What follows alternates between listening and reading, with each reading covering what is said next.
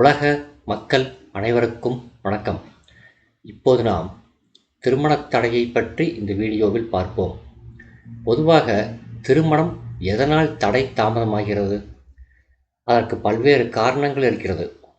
ஜாதக அமைப்பை தாண்டி திருமணம் தடைப்படுவதற்கு பல்வேறு காரணங்கள் இருக்கிறது.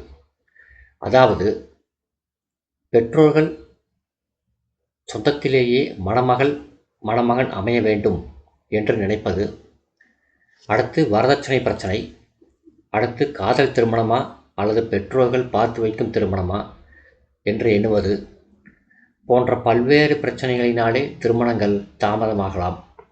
அதற்கும் வாய்ப்புகள் அதிகம். ஜோதிட நூல்களிலே திருமணத் தடை தாமதம் ஏற்படுவது ஜாதகத்திலே இருக்கும் பல்வேறு தோஷங்களினால்தான் என்று கூறப்பட்டுள்ளது.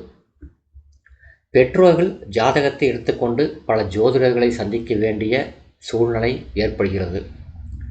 நவகிரகங்கள் 9 கிரகங்களுமே சில லக்கினங்களுக்கு சில இடங்களில் இருந்தால் தோஷம் தரத்தான் செய்கிறது. சுபகிரகமாக இருந்தாலும் சரி, அசுப கிரகமாக இருந்தாலும் சரி, அது ஒவ்வொரு லக்கினத்துக்கும் இருக்கும் ஸ்தானங்களை பொறுத்து அனைத்து கிரகங்களுமே தோஷம் தருகிறது. ஆக தோஷம் இல்லாத ஜாதகம் என்பது மிக அரிதாகத்தான் இருக்கும். எனவே தோஷ ஜாதகத்துக்கு தோஷ ஜாதகத்தைத்தான் இணைக்க வேண்டும் என்ற கருத்தும் முன்னோர்களால் சொல்லப்படுகிறது. தோஷம் உள்ள ஜாதகத்தை தோஷம் இல்லாத ஜாதகத்துடன் சேர்த்தால் இருவரும் சரிக்கு சரியாக சில நேரங்களிலே பிரச்சனை, சில நேரங்களிலே மகிழ்ச்சியாக சரியாகிவிடும் என்ற காரணத்தினால் இவ்வாறான கருத்துக்களை முன்னோர்கள் சொல்லிவிட்டு சென்றிருக்கிறார்கள். இவ்விதமான அமைப்பும், அதாவது தோஷமுள்ள ஜாதகத்தை தோஷமுள்ள ஜாதகத்துடன் சேர்த்தால் பிரச்சனைகள் சரியாகிவிடும் என்ற அமைப்பும் ஏற்றுக்கொள்ளக்கூடியதாகத்தான் இருக்கிறது. அடுத்து தோஷம் இருக்கும் ஜாதகரை தோஷம் இல்லாத ஜாதகருக்கு திருமணம் செய்து கொடுத்தால் தோஷம் இல்லாத ஜாதகர்தான் பாதிக்கப்படுவார் என்பதும் உண்மை. எனவே இவ்விதமான பல குழப்பங்கள் திருமண தடைக்கு காரணமாக அமைகிறது. பொதுவாக ஜாதகத்திலே திருமணத்தை பற்றி சொல்வது 7ஆம் இடம், குடும்பம் அமைவதை பற்றி சொல்வது 2ஆம் இடம், இல்லற வாழ்க்கை இனிதாக இருக்குமா என்று சொல்வது 12ஆம் இடம். ஆக மொத்தத்திலே லக்கினம் பலமாக இருக்க வேண்டும், லக்கினாதிபதி பலம் பெற வேண்டும். இது பொது விதி. 7ஆம் இடம் பாதிக்கப்பட்டால் லக்கினமும் பாதிக்கப்படும். அதனால்தான் 7ஆம் இடம் நன்றாக அமைய வேண்டும். 7ஆம் இடத்து கிரகம் 7ஆம் இடம், 7ஆம் இடத்தை பார்க்கும் கிரகம் கலத்திரக்காரகன் என்று சொல்லும் சுக்கிரன், சந்திரன். சுக்கிரனைப் போலவே சந்திரனுக்கும் நாம் முக்கியத்துவம் தர வேண்டும்.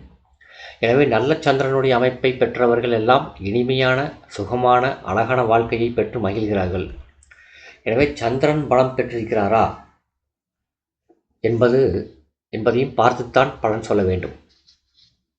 இவ்விதமான அமைப்புகளிலே தோஷம் இருக்கும் ஜாதகத்தில் தோஷம் எந்த கிரகம் தருகிறதோ அந்த தோஷத்திற்குரிய கிழமையிலே, அந்த கிரகத்திற்குரிய தெய்வம் எது என்பதை அறிந்து அந்த தெய்வத்தை வழிபட்டு வர வேண்டும்.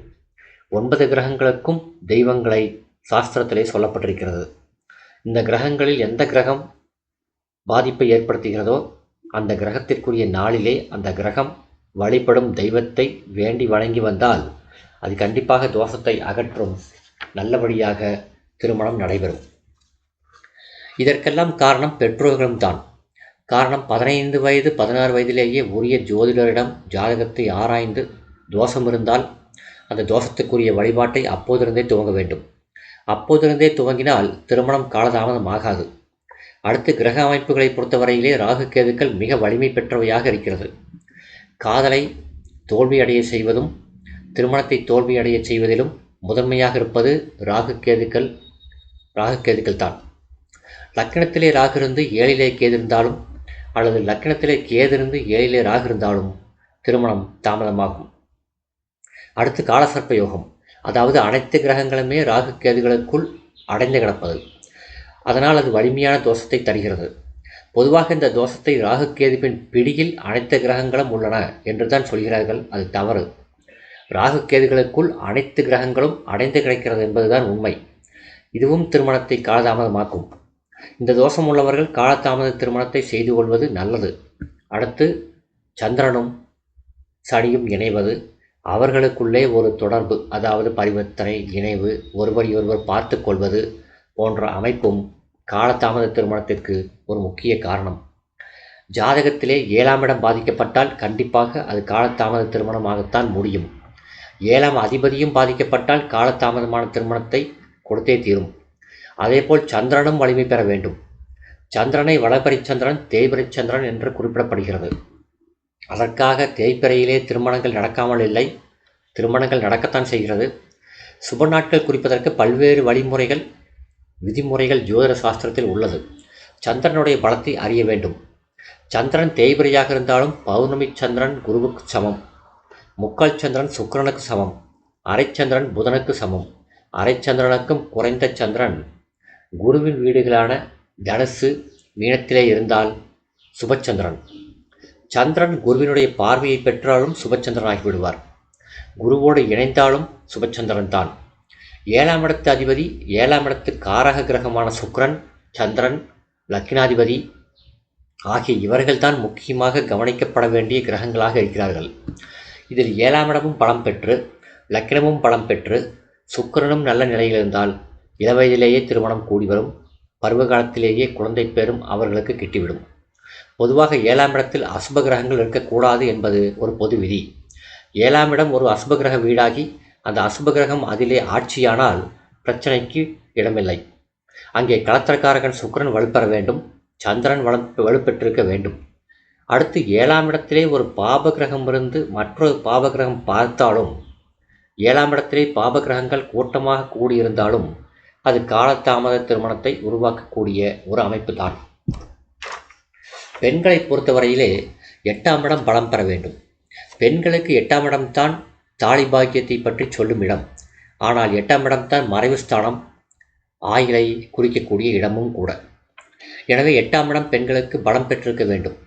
8ஆம் இடத்திலே ஒரு சுபகிரகம் இருந்து 2ஆம் இடத்திலே எந்த ஒரு கிரகமும் இல்லாமல் இருந்தாலும் அல்லது ஏதாவது ஒரு சுபகிரகம் இருந்தாலும் நல்லபடியாக காலாகாலத்திலே திருமணம் நடைபெற்றுவிடும். பொருத்தமான மணமகனும் அந்த பெண்ணுக்கு கிடைக்கும். பெண்கள் ஜாதகத்தை பொறுத்தவரையிலே 8ஆம் இடம் அவர்களுக்கு வலுப்பெற்றாலே 2ஆம் இடமும் வலுப்பெற்றுவிடும். 2ஆம் இடத்திலே ஒரு அசுப கிரகம் இருப்பதாக வைத்துக்கொண்டால் 8ஆம் இடத்திலே குரு ஆட்சியாக இருந்தால் 2ஆம் இடத்தில் உள்ள அசுப கிரகம் குருவின் பார்வையை பெறும். அப்போது காலாகாலத்திலே திருமணம் நடைபெற்றுவிடும். எனவே 7ஆம் இடம் சுத்தமாக இருக்க வேண்டும். 7ஆம் இடத்து கிரகமும் தீதுபட்டிருக்க கூடாது. 7ஆம் இடத்து கிரகமும் 7லே இருக்க வேண்டும் என்ற அவசியமில்லை. 7ஆம் இடத்து கிரகம் பகை பெறாமலும் நீசம் பெறாமலும் வக்ரகம் பெறாமலும் அஸ்தமனம் பெறாமலும் இருந்தாலே போதும். நட்பு ராசிகளில் அமர்ந்திருந்தாலும் போதும். 7ஆம் இடத்து கிரகம் முக்கியம், 7ஆம் இடமும் முக்கியம். ஆக 7ஆம் இடம் வலுப்பெறும் போது லக்கினமும் வலுப்பெறும். அடுத்து 12ஆம் இடம் என்பது இல்வாழ்க்கையின் சயன சுகத்தை குறிப்பிடுகிறது. 12ஆம் இடமும் இருவர் ஜாதகங்களிலும் நல்லதொரு இணைவோடு இருந்தால் மணமக்கள் வருத்தம், கஷ்டம், சங்கடங்களை எல்லாம் தாண்டி சுகமான இல்வாழ்க்கையை அவர்கள் கண்டிப்பாக வாழ்வார்கள். பண வசதி இல்லாதவர்கள் கூட மகிழ்ச்சியான இல்வாழ்க்கையை பெற்று மகிழ்பவர்களாக, குழந்தை பேறுகளை பெற்றவர்களாக இருக்க காரணமே அவர்கள் ஜாதகத்தில் 12ஆம் இடம் வலுப்பெற்றிருப்பதுதான் காரணம். எனவே ஜாதகத்தில் சுக்கிரனுடைய நிலையும் சந்திரனுடைய நிலையும் நன்றாக அமைந்திருக்க வேண்டும். ஆண்களுடைய ஜாதகத்திலே 7, 8 ஆகிய இரு இடங்களிலே சந்திரன் இருக்கக்கூடாது, திருமணம் தாமதமாகும். பெண்களுடைய ஜாதகத்திலே 7, 8 ஆகிய இரு இடங்களிலே சூரியன் இருக்கக்கூடாது, திருமணம் காலதாமதமாகும். இவையெல்லாம் ஜோதிட விதிகள். பெண்கள் ஜாதகத்திலே 8ஆம் இடத்து கிரகம் நீசம் பெற்றால் திருமணமே நடக்காமல் கூட போய்விடும். ஆக பெண்களுடைய ஜாதகத்திலே 8ஆம் இடத்து கிரகம் கண்டிப்பாக ஒரு நட்பு ராசியிலாவது இருக்க வேண்டும். அது பகை பெற்று விடக்கூடாது, தீது பெற்றிருக்கவும் கூடாது. ஆக இவ்விதமான அமைப்புகளை ஆய்வு செய்தால் திருமண தோஷத்தை நாம் அகற்ற முடியும். 10 விதமான பொருத்தங்களிலே 10க்கு 7 இருக்கிறது என்று கணிப்பதெல்லாம் தோல்வியில்தான் முடிகிறது. முக்கியமான பொருத்தங்களான யோனி பொருத்தம், மகேந்திர பொருத்தம் போன்றவை அத்தியாவசியமானவை. ஆதி காலத்திலே உருவாக்கப்பட்ட இந்த 10 விதமான பொருத்தங்கள் தற்காலத்திற்கு சரிப்பட்டு வராது. அது மட்டுமல்லாமல் இருவருடைய ஜாதகத்திலும் தசாபுக்தியை கவனிக்க வேண்டும். குறைந்தபட்சம் 2 தசாபுக்திகள் அவர்களுக்கு வித்தியாசமாக இருக்க வேண்டும், ஏற்ற இறக்கமாக இருக்க வேண்டும். இருவருக்குமே சுக்கிரதசை இருக்கிறது என்று எடுத்துக்கொண்டால் இருவருமே அந்த காலகட்டத்தில் நல்ல சுகபோகங்களை அனுபவிப்பார்கள், நல்ல பண வசதியோடு இருப்பார்கள். ஆனால் அடுத்தடுத்து வரக்கூடிய தீய கிரகங்களின் தசையிலே அவர்கள் கஷ்டப்பட வேண்டிய ஒரு அவலநிலை ஏற்பட்டுவிடும். எனவே பெண்ணுக்கும் ஆணுக்கும் குறைந்தது 2 திசைகளாவது வித்தியாசம் இருந்தால், ஏற்ற இறக்கமாக இருந்தால் அந்த திருமண வாழ்க்கை அவர்களுக்கு சரியாக இருக்கும் என்பது ஜோதிட அறிஞர்களின் கருத்து. எனவே சுபகிரகங்களான குரு, புதன், சந்திரன் தோஷம் தருகிற அமைப்பு ஜாதகத்திலே நிறைய இருக்கிறது. அதே போன்று ராகு, கேது, சனி, செவ்வாய், சூரியன் தோஷம் தரும் அமைப்புகளிலே இருப்பதும் நிறைய இருக்கிறது. ஏற்கனவே நான் சொன்னது போல் ஆண்கள் ஜாதகத்தில் 7ஆம் இடம் 8ஆம் இடத்திலே சந்திரன் இருந்தால் திருமணம் தாமதமாகும். பெண்கள் ஜாதகத்திலே 7ஆம் இடம் 8ஆம் இடத்திலே சூரியன் இருந்தால் திருமணம் தாமதமாகும். எனவே ஜாதகத்தை முழுமையாக ஆய்வு செய்து தோஷம் தரும் கிரகத்துக்கு அந்த கிரகத்திற்குரிய நாளிலே உரிய நேரத்திலே அந்த கிரகத்திற்குரிய தெய்வங்களை வழிபாடு செய்து தோஷத்தை அகற்றிக்கொள்ள முடியும். இந்த வீடியோ உங்களுக்கு பிடிச்சிருந்தால் லைக் பண்ணுங்கள், ஷேர் பண்ணுங்கள், சப்ஸ்கிரைப் பண்ணுங்கள். நன்றி.